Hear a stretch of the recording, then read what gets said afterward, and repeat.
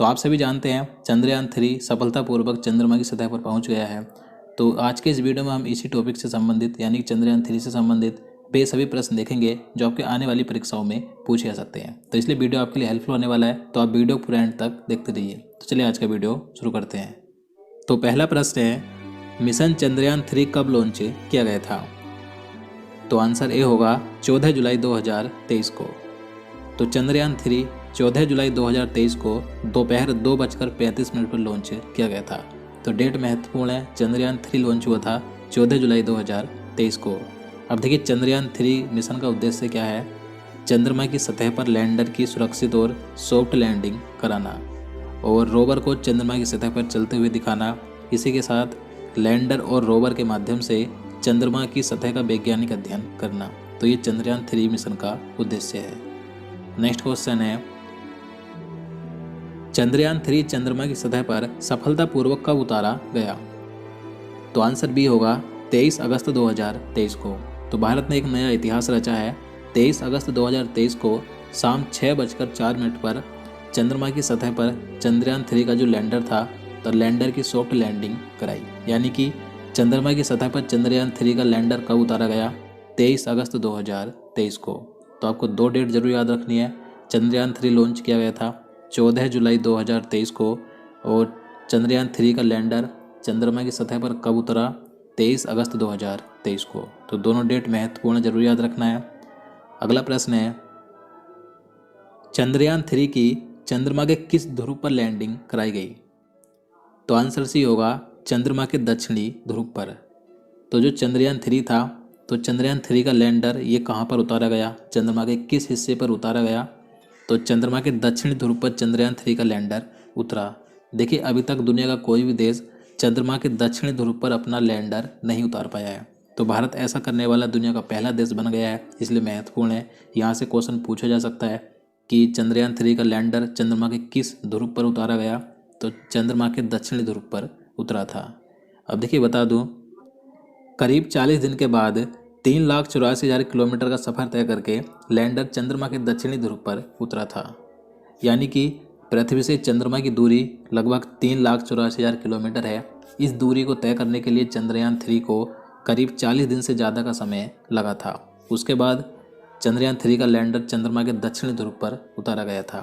देखिए लैंडिंग के 2 घंटे के बाद ही 2 घंटे 26 मिनट के बाद लैंडर से रोवर भी बाहर आ गया था। देखिए जो रोवर है ये 6 पहियों वाला एक रोबोट है जो चंद्रमा की सतह पर चलेगा और जानकारी इकट्ठा करेगा। देखिए रोवर के पहियों में अशोक स्तंभ की छाप है। जैसे जैसे रोवर चांद की सतह पर चलेगा वैसे वैसे अशोक स्तंभ की छाप छपती चली जाएगी। इसके बाद नेक्स्ट क्वेश्चन की बात करें, चंद्रमा के दक्षिणी ध्रुव पर लैंडर उतारने वाला भारत कौन सा देश बना है? तो आंसर ए होगा पहला। तो देखिए अभी तक दुनिया का कोई भी देश चंद्रमा के दक्षिणी ध्रुव पर अपना लैंडर नहीं उतार पाया है, लेकिन भारत ने एक कारनामा कर दिया है।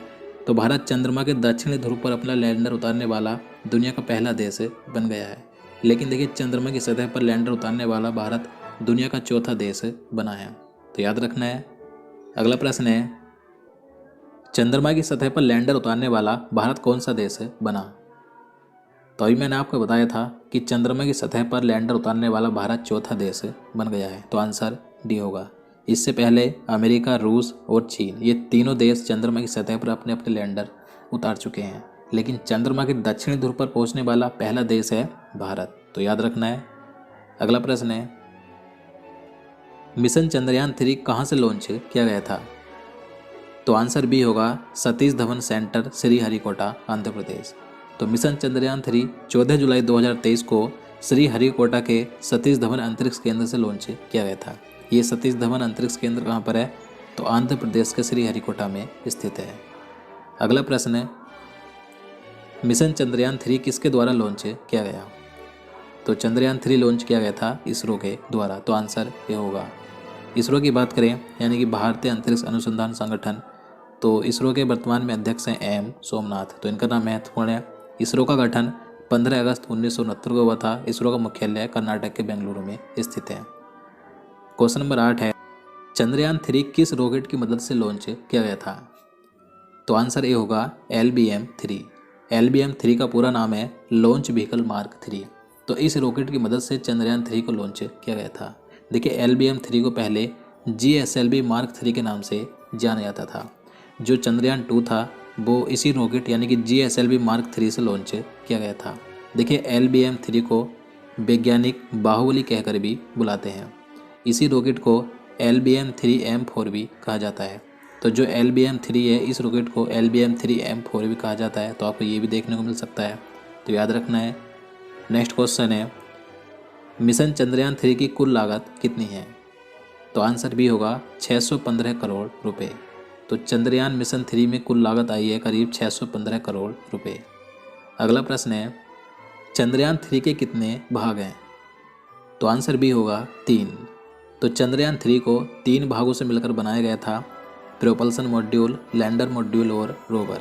इन तीनों के बारे में बात करें तो प्रोपल्सन मॉड्यूल ये पहला भाग है। इसका कार्य है लैंडर को चंद्रमा की कक्षा तक लेकर जाना था। दूसरा भाग है लैंडर मॉड्यूल, यानी कि जो लैंडर है इसके अंदर रोवर को रखा गया था और लैंडर मॉड्यूल का आकार है चौकोर। तीसरा भाग है रोवर का, तो रोवर को लैंडर के अंदर रखा गया था। तो रोवर लैंडर से निकलकर चंद्रमा की सतह पर घूमेगा और जानकारी इकट्ठा करेगा। नेक्स्ट क्वेश्चन, चंद्रयान 3 के लैंडर का क्या नाम रखा गया? तो आंसर ए होगा विक्रम। तो देखिए जो चंद्रयान 2 था तो उसका जो लैंडर और रोवर था, तो लैंडर का नाम था विक्रम और रोवर का नाम था प्रज्ञान। तो इस बार चंद्रयान 3 के भी वही नाम है। चंद्रयान 3 के लैंडर का नाम भी विक्रम है और रोवर का नाम भी विक्रम है। अगला प्रश्न है, चंद्रयान 3 के रोवर का क्या नाम रखा गया? तो मैंने आपको बता दिया है, चंद्रयान 3 के रोवर का नाम है प्रज्ञान। तो आंसर बी होगा और लैंडर का नाम है विक्रम। तो ये महत्वपूर्ण है। नेक्स्ट क्वेश्चन, चंद्रयान 3 के रोवर प्रज्ञान में कितने पहिए लगे हैं? तो जो चंद्रयान 3 का रोवर है जिसका नाम प्रज्ञान है, तो इसमें 6 पहिए लगे हैं। तो आंसर सी होगा। नेक्स्ट क्वेश्चन, चंद्रयान 3 के लैंडर और रोवर चंद्रमा की सतह पर कितने दिन रहेंगे? तो आंसर ए होगा 14 दिनों तक। तो जो चंद्रयान 3 का लैंडर और रोवर है ये चंद्रमा की सतह पर मात्र 14 दिनों तक रहेंगे। वहाँ पर 14 दिनों तक रहकर ये जानकारी इकट्ठा करेंगे। देखिए चंद्रमा पर जो एक दिन होता है, यानी कि चंद्रमा पर जो एक लूनर डे होता है, तो ये पृथ्वी के 14 दिन के बराबर होता है। तो 14 दिनों तक रहेंगे चंद्रयान 3 के लैंडर और रोवर चंद्रमा की सतह पर।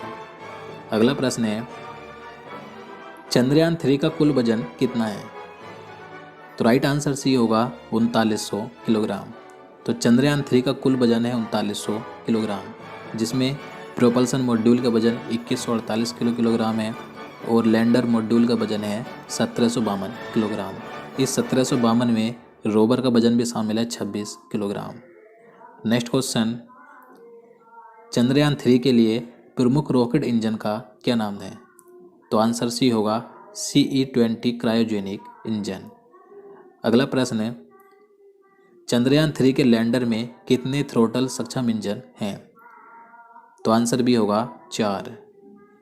नेक्स्ट क्वेश्चन, मिशन चंद्रयान 3 की थीम क्या है? तो देखिए ये भी महत्वपूर्ण प्रश्न है। चंद्रयान 3 की जो थीम रखी गई थी क्या है? Science of the moon. तो आंसर ये होगा। अगला प्रश्न है, चंद्रयान 2 मिशन को कब लॉन्च किया गया था? तो आंसर ये होगा 22 जुलाई 2019 को। तो चंद्रयान 2 22 जुलाई 2019 को सतीश धवन अंतरिक्ष केंद्र श्रीहरिकोटा से लॉन्च किया गया था। यहीं से अब चंद्रयान 3 को लॉन्च किया गया था।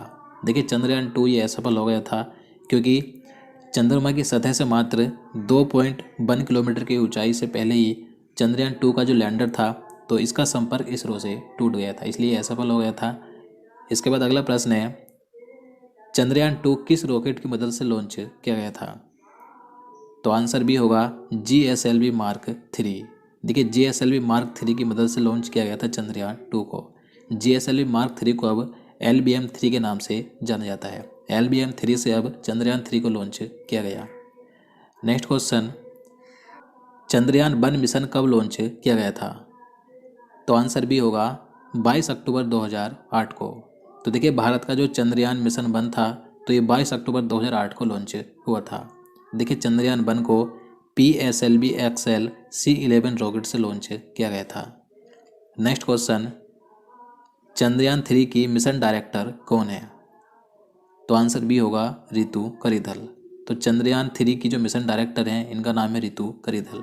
रितु करिधल को रॉकेट वुमेन के नाम से भी जाना जाता है। अगला प्रश्न है, चंद्रयान 3 के प्रोजेक्ट डायरेक्टर कौन है? तो आंसर सी होगा पी वीर मुथु बेल। तो चंद्रयान 3 के प्रोजेक्ट डायरेक्टर का नाम है पी वीर मुथु बेल। तो याद रखना है। नेक्स्ट क्वेश्चन, वर्तमान में इसरो के अध्यक्ष कौन है? तो आप सभी जानते हैं वर्तमान में इसरो के अध्यक्ष हैं एस सोमनाथ। तो आंसर ए होगा। और देखिए इसरो के प्रथम अध्यक्ष कौन थे? तो विक्रम साराभाई थे। तो दोस्तों आज के लिए इतना ही। अब चलिए आज का प्रश्न देखते हैं जिसका आंसर आपको नीचे कमेंट बॉक्स में बताना है। तो आपके लिए आज का प्रश्न है, 15वां ब्रिक्स शिखर सम्मेलन 2023 कहाँ आयोजित हुआ है? तो इसका आंसर आपको नीचे कमेंट बॉक्स में बताना है। इससे पहले मैंने 2023 के जितने भी महत्वपूर्ण शिखर सम्मेलन है उसका वीडियो बना दिया था, आपको देखना है तो आपको इस वीडियो के लास्ट में प्लेलिस्ट मिल जाएगी। आप यहां से जाकर 2023 के टॉपिक वाइज सभी वीडियो देख सकते हैं। तो दोस्तों उम्मीद करता हूँ आपको वीडियो पसंद आए। अगर आपको वीडियो अच्छा लगा हो, आपके लिए हेल्पफुल हो, तो प्लीज़ वीडियो को लाइक और शेयर करना, साथ ही चैनल को भी सब्सक्राइब कर लेना। तो चलिए मिलते हैं नेक्स्ट वीडियो में। जय हिंद, जय भारत।